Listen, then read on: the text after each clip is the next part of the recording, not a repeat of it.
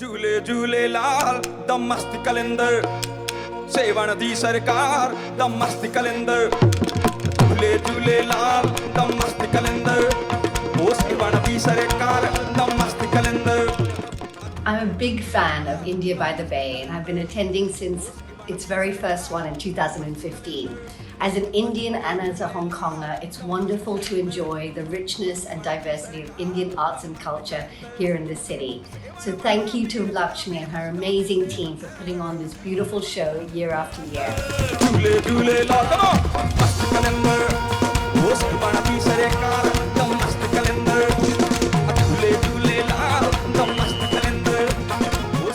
India by the Bay is a phenomenal festival by itself in Hong Kong. Each year they've brought all kinds of art, be it theatre, music, dance, film, food and much more. I've just been one of the lucky ones to have attended every one of them. Just love it.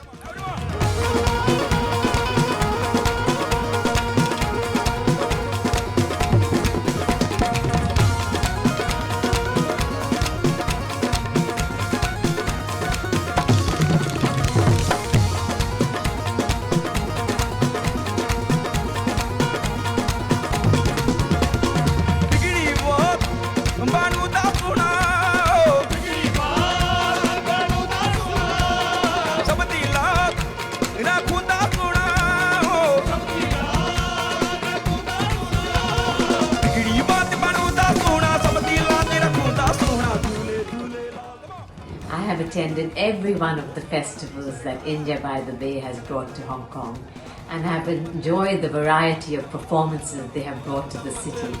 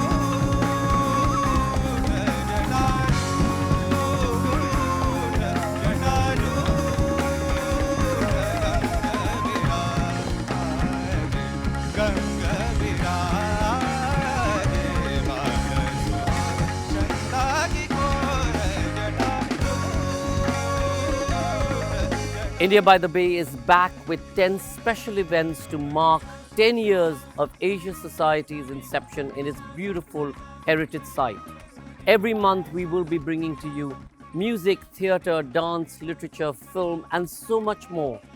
A platform for collaboration and excellence which is in many ways epitomized by the wonderful Asia Society in Hong Kong. Join us every month online to view our digital series and celebrate 10 years of Asia Society, Hong Kong, along with India by the Bay. This year, Asia Society Hong Kong Centre celebrates its 10th anniversary in this beautiful site. We are so grateful to Sanjoy, Lakshmi, and the entire team from Teamwork for collaborating with Asia Society Hong Kong to be able to bring some of the best arts and cultural events from India to Hong Kong. We look forward to continued collaborations in the year ahead.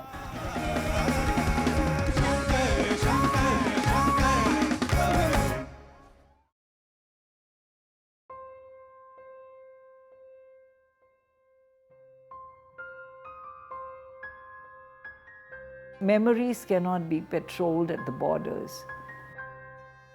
Memories are free. I'm the first generation born in a free country, and I grew up listening to the stories of a land to which I don't belong. There is such a deep connection of what they carried from their land, the memories, the smells, the fragrances, the food, the trees and the stories, the whispers of those leaves, which I think I visited. I even know the lane in which my father, my grandfather, and the past 8 generation lived. Mohalla Marfatiya, Pind Dadan Khan. We carry these stories within us.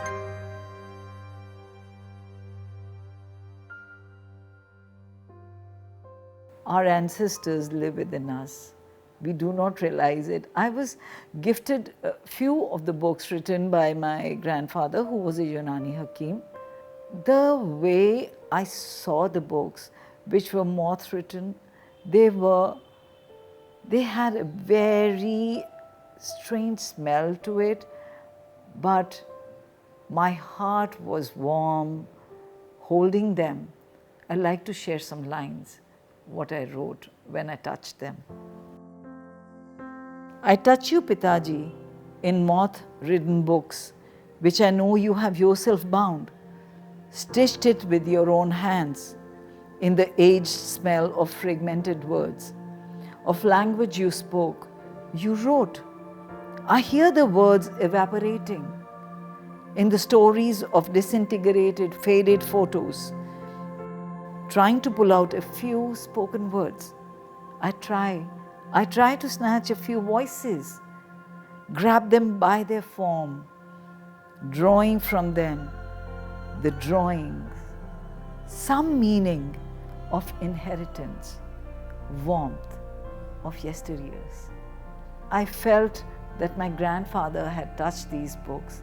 He had written these books, and today I'm touching them. I am touching my grandfather.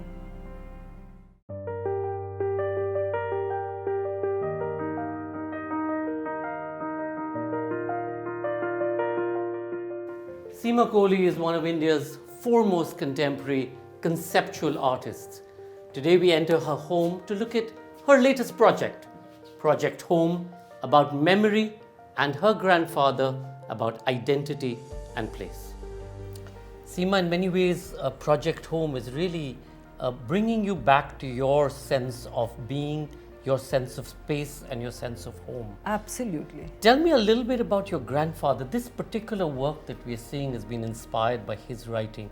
Tell me a little bit about him. My grandfather, Hakim Chunilal Kohli, was the 8th generation of Unani Hakims of my ancestral lineage from the family tree. I know my grandfather more now because of my father's stories, which are just so precious. So, because you know your ancestors only through the conduits through the of work your that they've done. And the work they've So done. tell us a little bit about this inspiration. Obviously, this is his drawings that you found in his books, but you've interpreted them. You know, this is about the golden womb. This work that Of you course, see, and this comes, yes, this represents everything that you've done. I've seen this in your work. And when I saw that, I said, oh my God, and the sheath.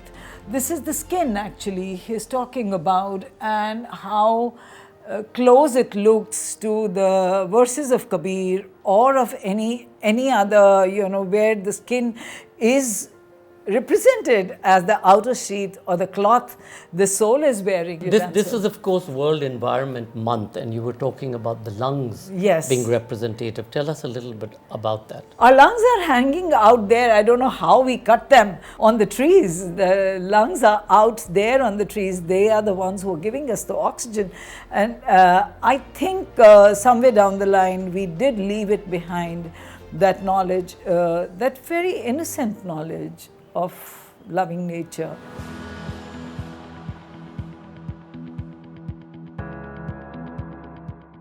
Our ancestors have always been so steeped in traditional knowledge, and this piece is really memory about your grandfather and the kind of medication that he gave you all, but based on natural ingredients. Absolutely. Tell us a little bit about this. You know, Sanjoy, it is so amazing how these memories unlock themselves. You know, this was in childhood. This is chareta, which he used to give us, during the rainy season, because we would get all kind of mosquito bites, boils and everything. I have collected all these herbs, whatever I could, from Khari Bauli, that is the spice market, the traditional old spice market of Delhi. And I went there looking for all the little herbs that I knew about. This is the tree bark, and this is also pounded in this. This is a traditional hammam dasta, which was my grandfather's. So this is very old. This is not an old one, but this is extremely old. So these are the different other herbs which I have collected. And I also remember that, my grandfather would make kushta. Kushta was like how the herbs were sort of put in a metal pot and buried in the ground, in the soil, and then slow heat was given over 25 days or something, and then that was fed to us. There were all kind of metals in it. It was horrible to have, but I think it made us like metal, the metal body. And it created a memory.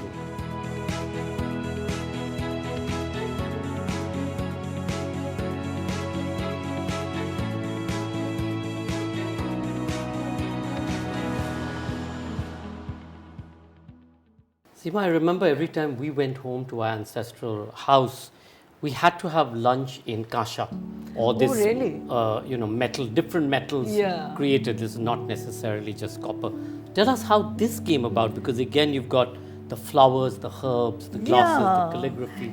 You know, I think I was going through this very nostalgic phase, and I'd heard about this land, this place, this home. Any home is beautiful, and I'd heard so many stories, and as I was growing, I think I became more and more obsessive about knowing and understanding from where and what are these stories, what they mean to me. And that is when I was reading, and I came to know that about the fact that there used to be kasa mining, and the utensils were specially made in Pindadan Khan of kasa. So I inquired from my father, and he says, "Haan, bahut banta tha udhar kaase ka matlab." They used to make there was a lot of metallurgy. Absolutely. I got these and I painted the herbs. I also painted various flowers which were available there, the cacti, the rose, kheti which was done there. My grandfather, I still remember, would be so insistent of putting all the flowers from the garden together to make gulkand, because they were so used to having it as a part of their daily food, with their roti. The foods were very simple, but they were very different. They were all health, and this is what I came down to. And I think I just feel nice looking at the dinner set, probably imagining a family the sitting repast down. of the past, memory. Yes, again, and the memory. sense of home.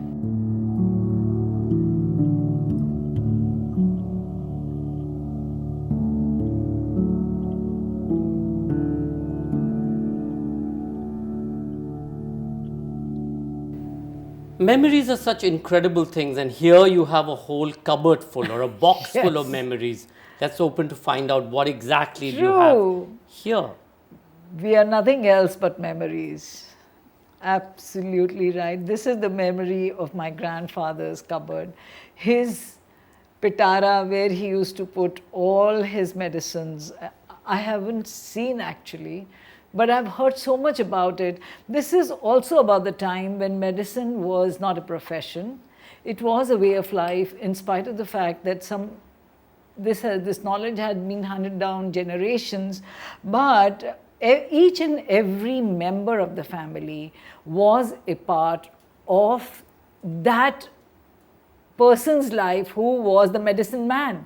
So all the children were given the jobs of filling these bottles with different herbs, different medicines. So I wanted to talk about this very importantly because each child, there were 5 children, my father and his siblings, and each one was supposed to contribute to the profession in a way that somebody had to give a bath to the ailing man, somebody had to feed him, somebody had to clean him, whatever was to be done was done. So here I wanted to show my aunt's job. Her work was to make these puris, you know. So the This is how the medicine was put in. Yeah, the medicine was, it was so biodegradable, mind you, paper, and they would make put in the medicine and keep it here. This is one of the very old tarazu scales, which was probably used by him or something To measure the quantity of herbs, because everything was given with a lot of care. So I wanted to share all this with you. You know, our hands, everything was done by our own hands, and even if the medicine was given, it was not packed in some cellophane or some tin. And this is sheet. about traditional knowledge. This is about traditional knowledge. So this is another memory which opens up.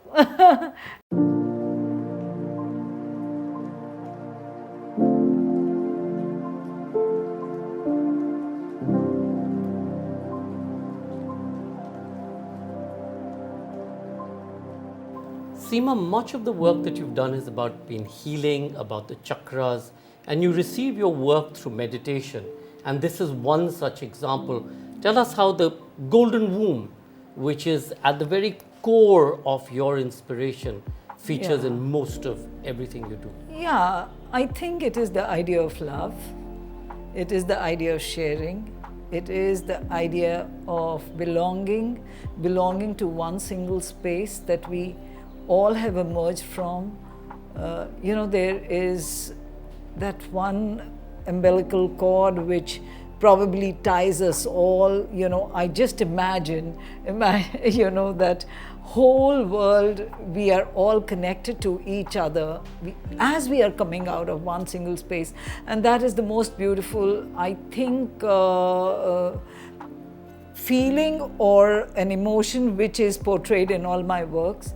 It is the idea of love, of the fact that there is no other, there is no one different. If we start looking at ourselves, there is some connection between all of us as we emerge from the same single womb, the same single space, that golden womb. Seema Kohli, the idea of love is such a strong binding energy. It really has been reflective in so much of your work. Thank you for sharing this particular exhibition of yours with us and with the world. Thank you so much.